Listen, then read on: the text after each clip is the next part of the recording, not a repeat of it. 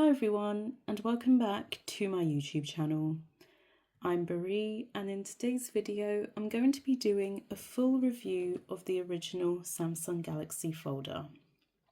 So before I begin, I do want to mention a couple of notes and things. If I do cough or stammer, it's because I've actually been sick with a chesty cough, so sometimes my throat goes dry occasionally, and B, I'm still getting used to the sound of my voice in videos. Also, I do want to mention that the model I'm reviewing today is the white one that I have in my hands. So this is the original Korean version of the Samsung Galaxy folder. The gold version that I have here is the Chinese edition of this phone, which received a few design updates as well as a software update, but I am not doing a review on this. So without further ado, let's begin. So the Samsung Galaxy folder is of course a smartphone that was originally released in South Korea in 2015. This particular phone has the aesthetics of a modern smartphone in terms of software, with the body of a vintage flip phone that you would get in either the 2000s or early 2010s. Now with this particular phone, it does come in two colours, which are black and white. And both versions of this phone have a silver rim as well as a silver edge, which separates both the front and back of the phone. Now, with this particular phone, the software that's included is Android 5.1.1, which is codenamed Lollipop. So this was before Android changed their software names to Android Q, etc. So, this has the software that had the cutesy food names back in the day. In a sense, it's actually quite interesting knowing that you've got phones like this that are still around, especially because nowadays there's this trend of people using flip phones rather than smartphones, especially because on sites like YouTube in particular, there have been discussions regarding internet, social media, and overall dopamine addiction. These types of phones are actually quite rare to get. So because I live in the UK, phones like this are not sold in stores. Therefore, I had to go online to find this model. I purchased this from the Korean Bro site for around £55, if I recall. And when I was purchasing this phone, this was the last model in stock because this particular phone is even rarer to find than the Folder 2. It actually took me quite some time to search for this phone because it wasn't in stores online like eBay or Amazon or anything along those lines. So going back to my earlier comment regarding these types of phones being trendy, they're actually commonly used in countries like South Korea and Japan. And similar to the Galaxy folder, you actually have other phones like the Mive style folder, which have full Android software capabilities. So now that I've talked a bit about the phone, I'm going to go into detail regarding the design, and I am going to do a design comparison with all of my other Galaxy folder devices as well as my LG Ice Cream Smart, which you can see in the background. So in terms of the design, this actually kind of resembles the Samsung Galaxy S5. Both the front and the back of the phone are made of plastic, and as you can see at the front here, you have a sort of ridged cover with grooves, if that makes sense, separating each section of the phone. And then you have the Samsung logo placed at the bottom with the notification light below it. The notification light is present, so whenever you get new messages or other notifications from other apps, you will get this little light that shines each time. So if we compare the front cover of the white Galaxy folder with the gold edition, you can clearly see some differences, particularly because the gold edition has a smooth cover with the Samsung logo at the top, and then you have the notification light at the bottom of the phone. This design technically carried on with the original Folder 2. So this is the 2017 Galaxy Folder 2. And as you can see, there are some similarities in terms of the position of the Samsung logo. The only difference is that you don't really have these additional areas separating the logo on the Folder 2 versus the gold folder. And then of course the notification light remains in the same place. With the updated version of the Galaxy Folder 2, the Samsung logo is placed at the bottom. So this particular model takes inspiration from the original Galaxy folder with the separation of each section of the front cover. The only difference is that this has a gradient, but it might be a little bit difficult to see because of the light in my room. And then this is of course the LG Ice Cream smartphone. Not the same brand obviously, but I just thought I'd put the two side by side just so you can see the difference in terms of cover choices.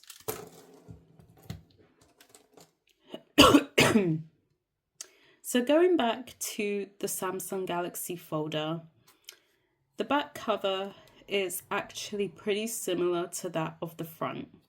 You have an 8 megapixel camera here with a speaker grill for audio, and then you also have the Samsung logo right below the camera. In comparison to the gold edition of the Galaxy folder, one thing to note is even though the camera and the speaker grill have similar placements, there is no flash. So this little circle or square here is for flash, and I believe this allows you to use a torch on the phone, but the original Galaxy folder does not have that. If you look at the Folder 2, starting with the updated model, this also has flash support, unlike this Galaxy folder. And if you look at the camera for these two phones in particular, there's a silver rim around it. So again, it's clearly obvious that the Folder 2 in white has taken inspiration from the original Galaxy folder. And then if you look at the black Folder 2, similar placement with the camera and the speaker grill minus the flash on the original Galaxy folder, but in place of a silver rim, you have a black rim. So one thing I like about these types of phones is of course the option to remove the back cover. Nowadays, a lot of modern smartphones do not have the option to remove a back cover as they're glued with adhesive. So if there's an instance where your battery gets stuck or something, unless you have the tools and the know-how, you would have to take your phone to a third-party shop for repairs. So this is the cover. This is the cover once you remove it from the phone, and it's a bit thin, bit flimsy, kind of like its successor, which is the Folder 2. But either way, the battery is removable. This phone has a 1800 milliamp hour battery, and in comparison to the updated edition of the Galaxy folder, this phone I think has 1950 milliamp hours. So you can clearly see the two batteries are quite different.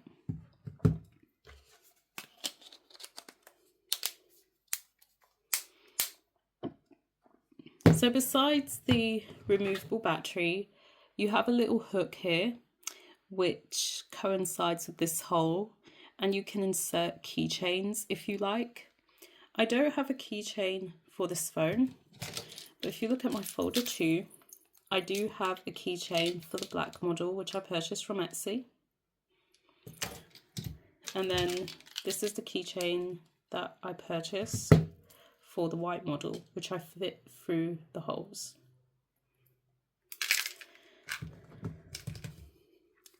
So besides the removable battery, you do have a micro SIM as well as micro SD card support. In terms of SIM cards, any carrier can be used with this phone provided that you have an unlocked model. With SD cards, you can put in any SD card size up to 1 TB in this particular phone. Now, in terms of internal storage, this phone only comes with 8 GB, and of course, in 2024, 8 GB of storage is actually quite poor. It kind of reminds me of when I was a secondary school student with an iPhone 5C, and unfortunately I had to cope with 8 GB of storage because at the time I was a teenager without a job and my mum couldn't afford a higher phone bill. When I had 8 GB of storage on my iPhone, sorry for the coughing, let me start again.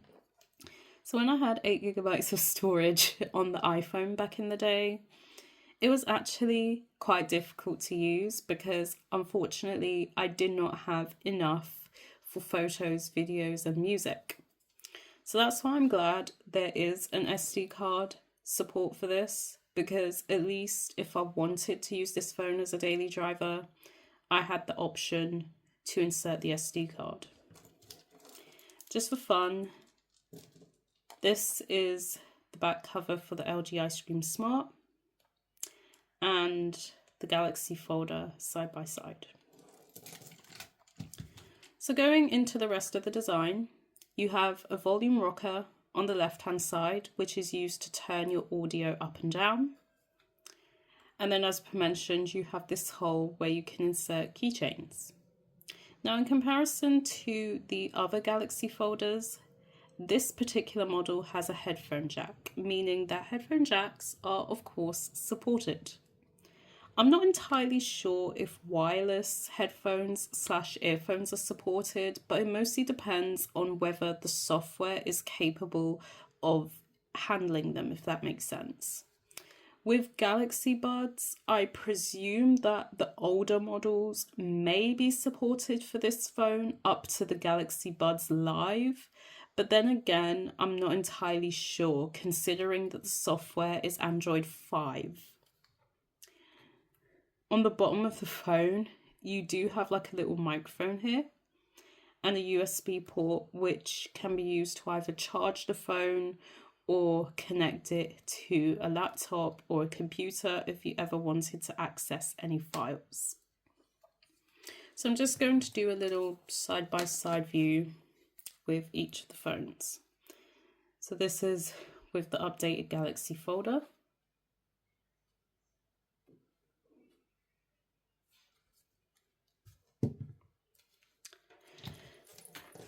Then we have the black Folder 2.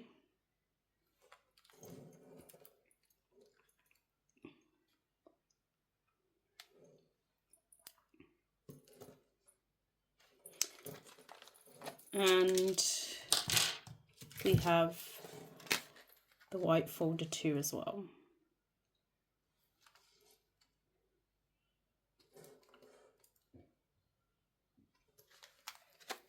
And just for fun, we're just going to put the Ice Cream Smart here as well.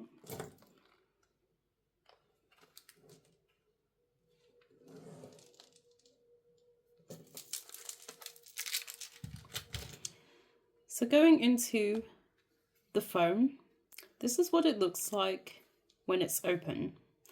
You can see you have a nice little silver border around the screen, and you also have one around the keypad. Now the Folder 2 devices, that is if you have a look at both, have a slightly similar keyboard design. So you can clearly see this is what the keyboard looks like on the black Folder 2, minus the OK on the navigation square. And then this is the white Folder 2. And one thing to note is the Samsung logo does not exist on the bottom of the touchscreen. And even though the white Folder 2 has a circular navigation tracker, whatever you want to call it, the keyboard design is more or less similar. Now going into the updated edition of the Galaxy Folder, you have two completely different keyboard designs. So these bonus keys that are at the top here do not exist on the Chinese model of this phone. So to start off, you do have your touchscreen and an additional speaker grill for audio, notification lights, and selfie camera. I'm not entirely sure how many megapixels this camera has. I think it might be 2. If so, unfortunately, that is pretty crap in 2024. So if you intend on buying this phone, I wouldn't really recommend it for photo or video. That is, if you're looking for a phone that has good quality photos and videos, because again, 8 megapixels, 2 megapixels is not really viable in 2024, considering how cameras have changed over the years. Of course, you have your Samsung logo at the bottom of your screen, and this is your physical keyboard. You can use the touchscreen keyboard to type, however the physical keyboard is here as an option. So with your physical keyboard, you've got your app drawer key, home button key, and your back key. You also have your navigation tracker or scroller, and you've got 4 dots on each side. On top of that, you've got 4 unique keys corresponding to different apps on the phone. So you have a key for contacts, messages, camera, and the social app key, which is corresponding to any social media app you set. So like the successor, which is the Folder 2, you basically press and hold, and then you can assign a social media app to this specific key. You also have your physical keyboard for typing or dialing on the keypad. So this button here, besides declining calls, this is the button you press to turn the phone on. This is the button you press to accept calls. You have this unique Korean key, which is used as like a space bar or something in case you type and you make a mistake. The star key here is used to change between keyboards. So typically you have 4 different keyboards for this phone. So you have the Chunjin keyboard, which is the default Korean keyboard used in South Korea. Then you can set any additional language of your choice. So I've set this, I think, to English UK because I am from the UK. You also have a symbol keyboard, so each number corresponds to a range of symbols. And then you also have an emoji keyboard, and I'll show you all the different keyboards once I turn the phone on. And then of course you have this dash key, which is used to go back in case, again, you type something and you make a mistake. Or I think this is used as a space bar actually. So all in all, it's clearly obvious that this has the typical flip phone design. If you've used flip phones in the 2000s, then this keyboard would actually be pretty easy to use. I have tested this keyboard briefly, and I've used the keyboard on my Folder 2, and I can say that from personal experience, using a physical keyboard in the 2020s is quite interesting, considering that I'm used to a touchscreen keyboard nowadays. I mean, as a kid, I actually used to have a flip phone passed down to me by my mum when I was about 6 or 7, around 2006, 2007. So using phones like this kind of takes me back to my childhood.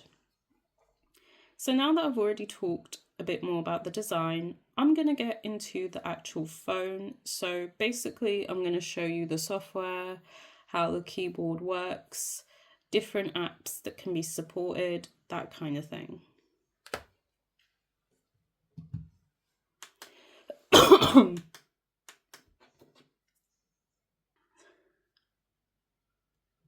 So this is the lock screen that I'm using for this particular phone.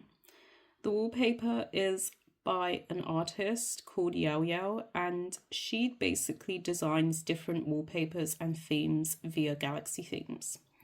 Now, the Galaxy Themes store is obviously not supported for this phone because the software is Android 5.1.1, and Galaxy Themes, I believe, was only supported when the Galaxy S6 came out, if I'm not wrong. Even if I did try to install it, it would probably crash on this phone. So at one point, I did install it on the Folder 2. The installation worked, but the phone crashed, so I had to get rid of it. But this is what the lock screen looks like for Android 5.1.1.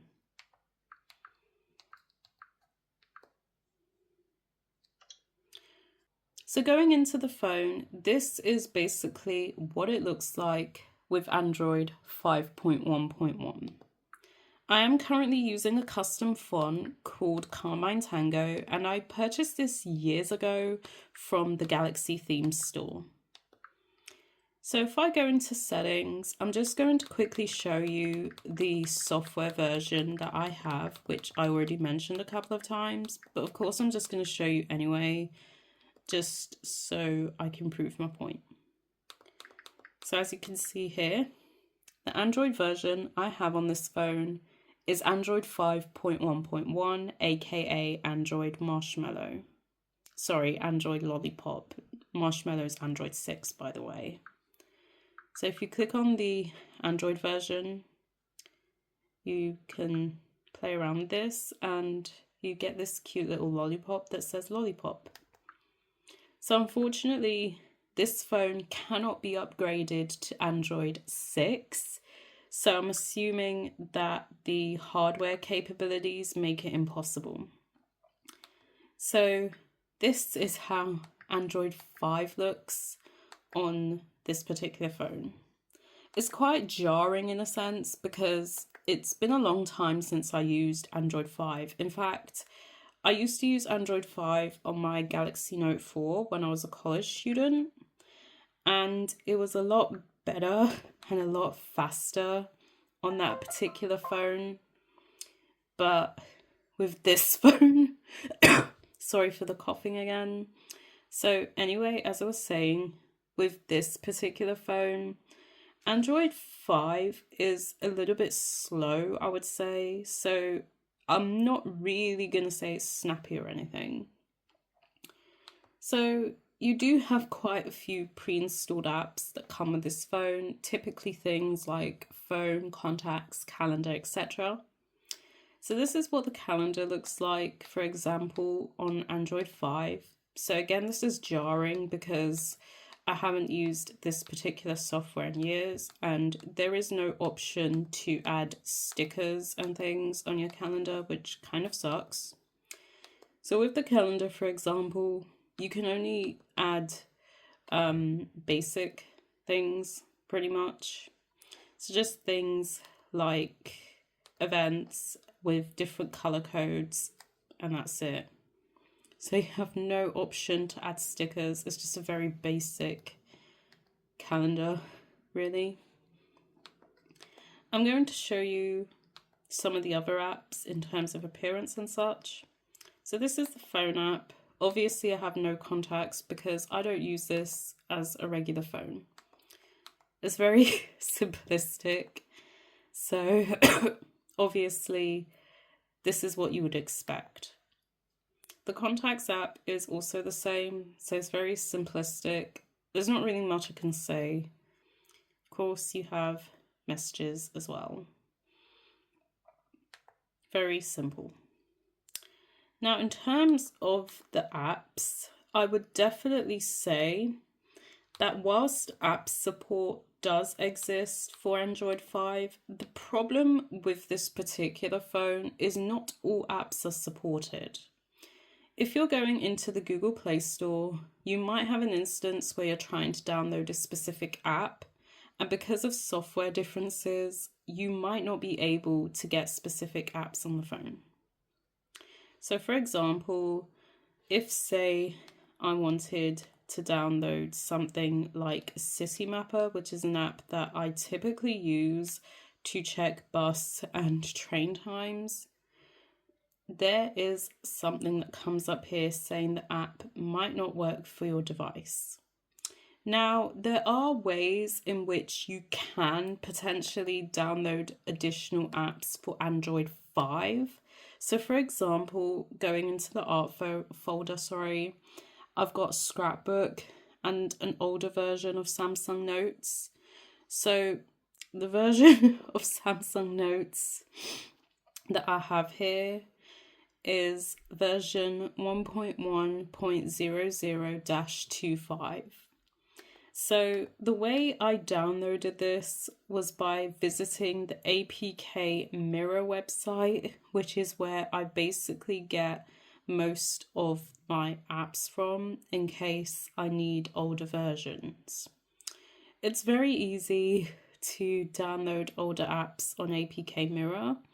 So all you have to do is just go into the website and then search for the app that you want to download. So if say I want to download S-Note, for example, I can just go into this website, then I can find the app that I want to download.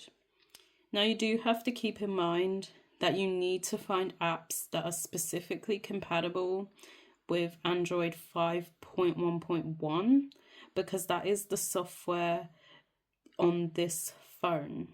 So any app that has a minimum target SDK of Android 6 will not be compatible.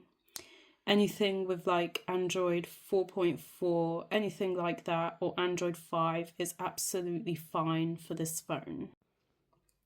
So going into apps, obviously, I know a lot of people will probably ask if social media and stuff like that is supported. Now, you can actually get certain social media apps from the Google Play Store. So things like Instagram, Snapchat, etc. would most likely be supported for this particular device. In certain cases, you can probably use the latest edition of most social media apps, but it mostly depends on what it is you wish to use. So in some cases, certain apps, as I mentioned before, may not be supported for this device. In the case of YouTube, obviously the version I have here is out of date, and when I tried to download the latest version, it was not compatible for this device, simply because it's now compatible with devices with One UI, which this phone simply does not have.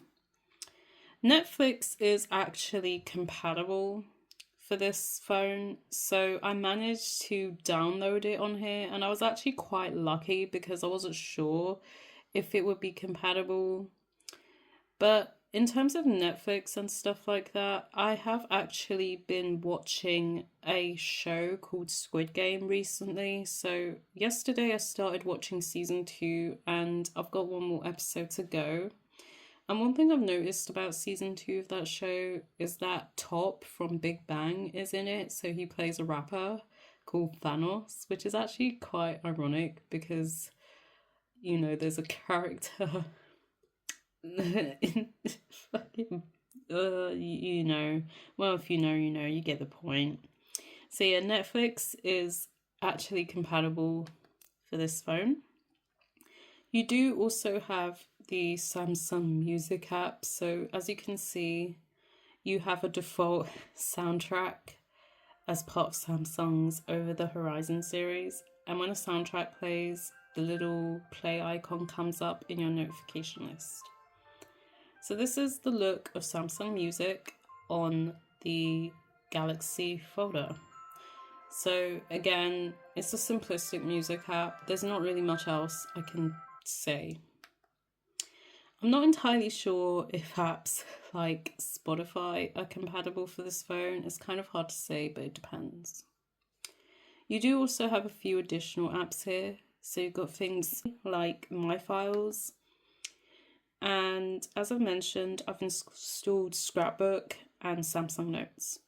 Scrapbook is an app that I miss using. So I used to use this on my Galaxy Note 4, and if you had an S Pen, you could basically circle around images that you could put into your scrapbook as reference material.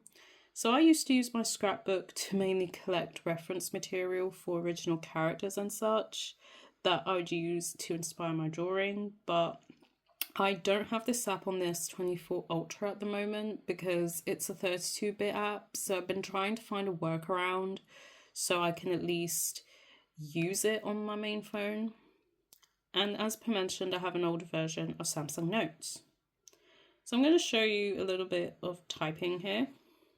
So these are the 4 different keyboards that I've talked about. So whenever you press the star key, which is this key here, you can basically switch between different keyboards. So you've got your 1, 2, 3 keyboard, you've got a symbol keyboard. Before I forget to mention, I did say you had 4 different keyboards you can switch from. It's 5 because you've got the keypad that you can dial with. And in the case of the symbols, you can simply use your little navigation square to change between different options. So basically each number corresponds to a specific symbol. Then you have your Korean keyboard. So to be specific, the language used is Chunjin. And then this is the English UK keyboard.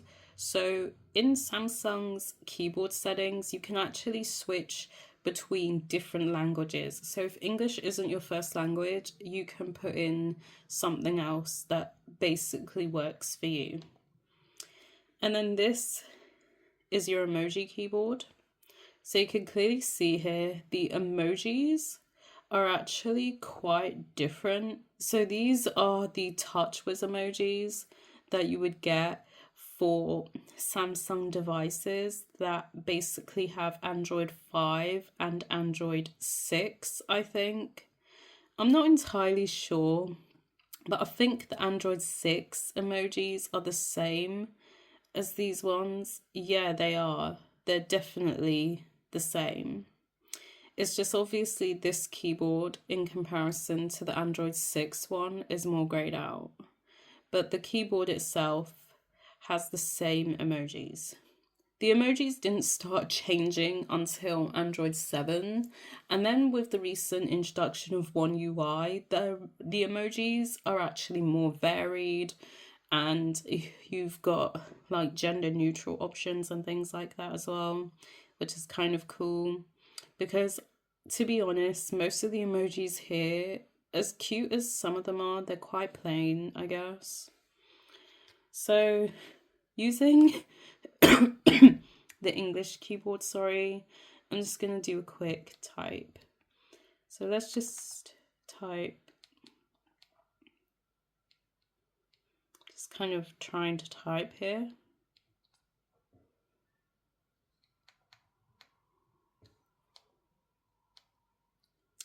There we go. See, the thing with this keyboard is that it's a little bit difficult to type with it at first, but once you get used to it, then it's actually pretty snappy. So as you can see, I'm just kind of switching between the little options here. Just going to press the dash for space, and there you go. Here is a cute little message in Samsung Notes. So with this version of Samsung Notes, you've got a pen so you can like write notes and stuff. I don't have a stylus, and there's no stylus support for this, which kind of sucks, because if this did have proper S Pen support, I actually wouldn't mind drawing on this. Then you've got like your brush. So the oil brush here is actually a lot different than the newer Samsung Notes. And then you can do like image notes, voice notes, that kind of thing. I am going to show you the camera as well. So this is the camera for the Samsung Galaxy Folder. And then when you turn this around,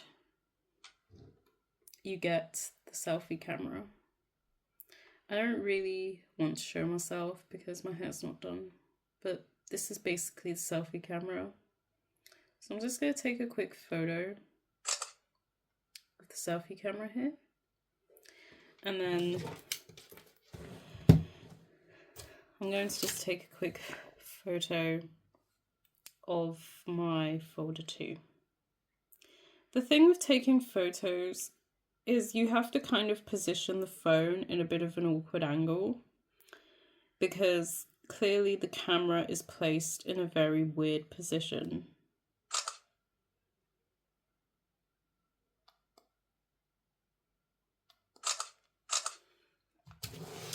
So one thing I've noticed here is in comparison to the folder 2, you have this little number that comes up which basically shows you how many photos left you can take. So I have 276 remaining. So this is basically the result of taking a photo with this phone.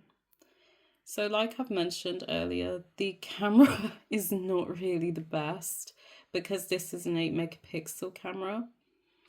And then this is the result on the selfie camera, which I suppose doesn't look bad, but again, not exactly the best considering that this was a 2015 phone. So like I mentioned, if you are looking for a phone that you can use as a daily driver, I would not really recommend this for photos. Now, you can most likely use Nova Launcher and things to customize this particular phone. So I do have it installed here. I never really tested it because I don't know if it works okay without crashing the phone. So I'm just going to try it, and surprisingly enough, it actually works. So I never really thought it would, considering that the phone might not be capable of handling it. So I'm just going to apply my icons just to show you what this particular launcher looks like. And of course, I'm using Chic Pastel, which is one of my favorite icon sets.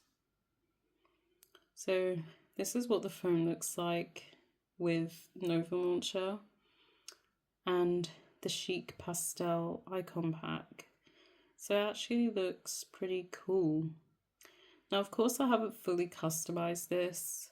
You can clearly see that, but I probably will at some point.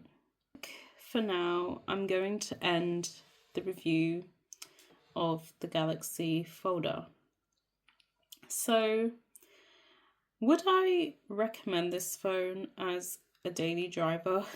I mean, honestly, it's hard to say, but I don't really think I would recommend this phone as a daily driver, to be completely honest, purely because the app support on this particular phone is lacking. And when I say lacking, I mean it's really lacking. If you're looking for a phone that has better app support and capabilities, I would either go for the gold edition of the Galaxy Folder because this has Android 6, or if you're looking for something with a bit more storage, I would go for the Galaxy Folder 2 because you can get up to 32 gigabytes of internal storage whilst having an SD card. Now, I have used the Folder 2 for 2 weeks during my time abroad last year, but it was the black model that I used. But I think at some point I'm probably going to do another review where I use this as a daily driver and basically see how I cope with it in 2014. I mean 2025, sorry. So at some point as well, I do want to do a review of this particular phone, maybe to see how I cope with using it in the 2020s as well. Although speaking of, with all the phones I have and things, at some point I will most likely be putting up this black folder 2 as well as this gold Galaxy folder for sale. I haven't really confirmed anything on pricing and shipping, but if I do sell this phone, I will probably announce it on my community tab, so if anyone's interested you can email me. And I'll probably just do UK shipping only, just because it's a little bit easier for me to ship within that particular region, if that makes sense. But of course, full announcements will soon be revealed. So I hope you've enjoyed my review of this device, and I hope it's of some help. I'll probably do a second review again at some point. I'm not really sure when, but I will. So until next time, bye for now.